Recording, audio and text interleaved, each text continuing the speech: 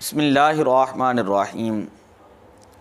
اعلیٰ حضرت عظیم البرکت مجدد دین و ملت الشاہ امام احمد رضا خان فاضل بریلوی رحمۃ اللہ تعالیٰ علیہ، آپ کو اللہ تعالیٰ نے نعت کے میدان کے اندر جو صلاحیت عطا فرمائی، وہ اردو نعت شریف کے اندر آپ جیسی خصوصیت جو ہے وہ کسی اور کو جو ہے عطا نہیں کی گئی۔ آپ کے دور مبارک کے اندر علامہ اقبال ہوئے یا کوئی اور شاعر ہوتا تو جب وہ اعلیٰ حضرت رحمۃ اللہ علیہ کا کلام پڑھتا تو وہ ورطہ حیرت کے اندر گم ہو جاتا۔ کتنی نفاسن اور کتنی قرآن و حدیث کی تفسیر جو ہے جس انداز کے اندر آپ فرماتے ہیں۔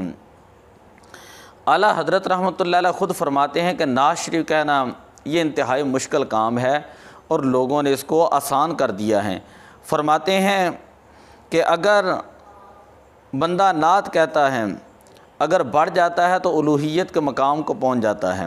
اور اگر کمی کرتا ہے تو تنقیص ہوتی ہے۔ البتہ حمد جو ہے وہ آسان ہے، اس میں راستہ صاف ہے،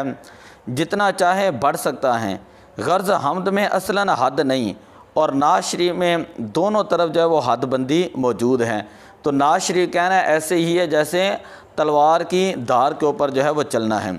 اعلیٰ حضرت رحمۃ اللہ علیہ کی بارگاہ میں اگر کوئی کلام پیش کیا جاتا، اگر اس کے اندر کوئی کمی ہوتی تو اسی وقت درست فرما دیتے۔ ایک بہت بڑے نعت گو شاعر تھے اطہر ہاپوری، انہوں نے ایک کلام لکھا اور اعلیٰ حضرت رحمۃ اللہ علیہ کی بارگاہ میں پیش کیا۔ اس کلام کے اندر ایک شعر تھا کہ کب ہیں درخت حضرت والا کے سامنے، مجنوں کھڑے ہیں خیمہ لیلا کے سامنے۔ اعلیٰ حضرت رحمۃ اللہ علیہ نے جیسے ہی مطلع دیکھا تو آپ جو ہے وہ ناراضگی کا اظہار فرمایا، اور آپ نے فرمایا کہ یہ جو ہے مقام نبوت کے لائق ہی نہیں یہ شعر، اور اسی وقت اصلاح فرمائی اور فرمایا کب ہیں درخت حضرت والا کے سامنے، قدسی کھڑے ہیں عرش معلیٰ کے سامنے۔ اعلیٰ حضرت رحمۃ اللہ علیہ کی اس اصلاح سے اطہر ہاپوری کی مضمون آفرینی کو اور رفعت تخیل کو چار چاند لگ گئے۔ اعلیٰ حضرت رحمۃ اللہ تعالیٰ علیہ آپ خود فرماتے ہیں کہ یہی کہتی ہے بلبل باغ جنا کہ رضا کی طرح کوئی سحر بیاں نہیں ہند میں وصف شاہ خدا، مجھے شوخی طبع رضا کی قسم۔ اور اعلیٰ حضرت رحمۃ اللہ تعالیٰ علیہ آپ کی بارگاہ میں ایک شخص نے اپنا کلام پیش کیا،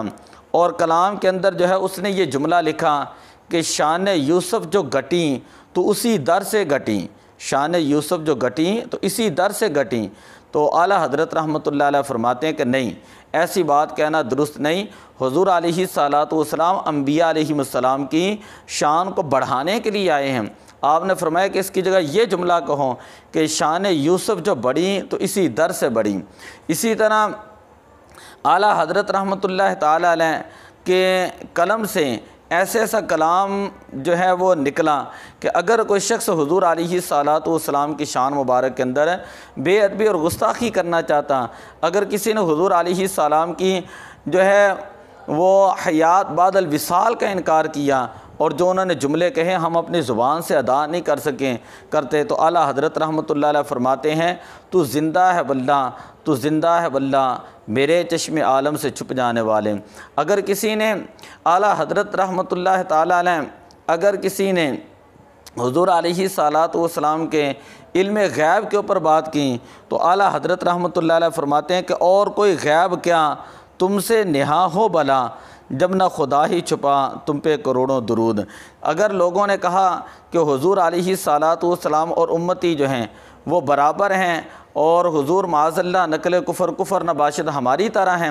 تو اعلیٰ حضرت رحمۃ اللہ علیہ فرماتے ہیں خلق سے اولیاء، اولیاء سے رسول، اور رسولوں سے اعلیٰ ہمارا نبی۔ پھر فرماتے ہیں لم یاتی نذیر کفی نادرن مثل تو نہ شد پیدا جانا۔ مومن وہ ہے جو ان کی عزت پر مرے دل سے کرتا ہے نجدی بھی تعظیم، مگر مرے دل سے۔ اور پھر اعلیٰ حضرت رحمۃ اللہ علیہ فرماتے ہیں کرے مصطفیٰ کی اہانتیں کھلے بندوں اس پہ یہ جرتیں، میں کیا نہیں ہوں محمدی، ارے ہاں نہیں، ارے ہاں نہیں۔ پھر اعلیٰ حضرت رحمۃ اللہ علیہ آپ نے اس بات کا جواب دیا جب لوگوں نے کہا کہ جس کا نام احمد یا محمد ہیں ان کے پاس کوئی اختیار نہیں۔ اعلیٰ حضرت رحمۃ اللہ علیہ فرماتے ہیں واہ کیا جود و کرم ہے شہ بطحہ تیرا، نہیں سنتا ہی نہیں مانگنے والا تیرا۔ اور پھر آگے جا کر فرماتے ہیں میں تو مالک ہی کہوں گا کہ ہو مالک کے حبیب، یعنی محبوب و محب میں نہیں میرا تیرا۔ پھر فرماتے ہیں ان کا منگتا پاؤں سے ٹھکرا دے دنیا کا تاج، ان کا منگتا پاؤں سے ٹھکرا دے وہ دنیا کا تاج، جس کی خاطر مر گئے منعم رگڑ کر ایڑیاں۔ تو اعلیٰ حضرت رحمۃ اللہ تعالیٰ علیہ آپ نے جب حج کا سفر کیا تو بیت اللہ شریف کا طواف کرنے کے بعد جب آپ نے مدینہ شریف کی طرف رخ کیا تو آپ نے وہاں پر کلام لکھا کہ حاجیو آؤ شہنشاہ کا روزہ دیکھو، حاجیو آؤ شہنشاہ کا روزہ دیکھو، کعبہ تو دیکھ چکیں کعبے کا کعبہ دیکھو، غور سے سن تو رضا کعبہ سے آتی ہے صدا، میری آنکھوں سے میرے پیارے کا روزہ دیکھو۔ اور مدینہ منورہ کے بارے میں انتہائی ادب اور احترام کے ساتھ جو ہے وہ بیان فرماتے ہیں، مدینے کے خطے خدا تجھ کو رکھیں، غریبوں فقیروں کے ٹھہرانے والے، حرم کی زمین اور قدم رکھ کے چلنا، ارے سر کا موقع ہے او جانے والے۔ تو اعلیٰ حضرت رحمۃ اللہ علیہ آپ نے جو ہدایت بخشش لکھی تو پہلی مرتبہ 1325 ہجری کے اندر جب وہ شائع ہوئیں تو اس کے اندر بے شمار قصیدے بھی تھے، قصیدہ نور اس کے اندر موجود ہے، قصیدہ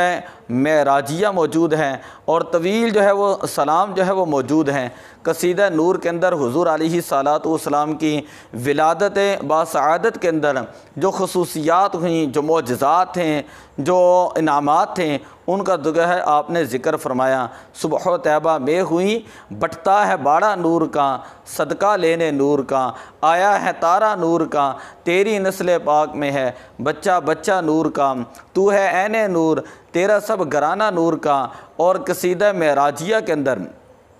حضور علیہ الصلاۃ والسلام کی جسمانی معراج کو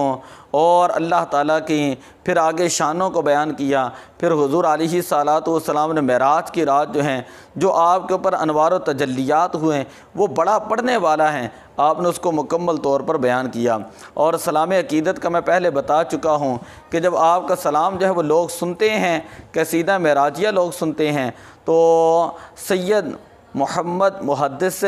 کچوچوی رحمۃ اللہ علیہ فرماتے ہیں کہ لوگ یہ کہا کرتے تھے کہ امام احمد رضا وہ ہیں کہ جن کی زبان جو ہے وہ کوثر کی دلی ہوئی ہے، اور اردو کی تاریخ میں اگر کسی فرد واحد نے شعرائے نعت پر سب سے زیادہ گہرے اثرات چھوڑے ہیں تو بلا شبہ امام احمد رضا خان فاضل بریلوی رحمۃ اللہ تعالیٰ علیہ ہیں۔ یہ بات جو ہے نیاز فتح پوری نے آپ کے بارے میں کہی۔ اعلیٰ حضرت رحمۃ اللہ علیہ کی بارگاہ میں ایک مرتبہ مولانا سید ارشاد علی اور مولانا سید محمد ناطق آپ دونوں حاضر ہوئے اور عرض کی کہ اب تک کوئی ایسی نعت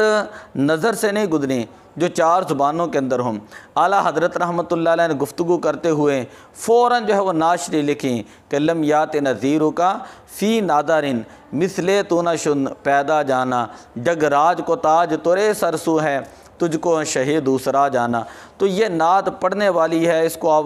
ہدایت بخشش سے نیٹ سے ڈاؤن لوڈ کر کے پڑھیں اور ایک ایک شعر جو ہے پڑھیں، آنا فی عطش و سخا کا عتم، کیسا